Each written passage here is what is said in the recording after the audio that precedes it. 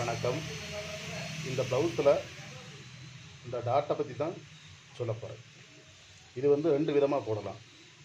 அதாவது point வேணுங்கிறவங்களுக்கு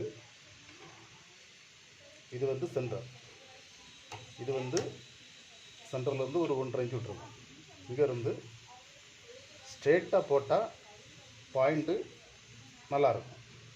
point வேண்டாம் அப்படிங்கிறவங்களுக்கு இங்கேருந்து கொஞ்சம் உள் வளைச்சி ஸ்டிச் பண்ணணும். அப்படி ஸ்டிச் பண்ணால் அந்த பாயிண்ட் வந்து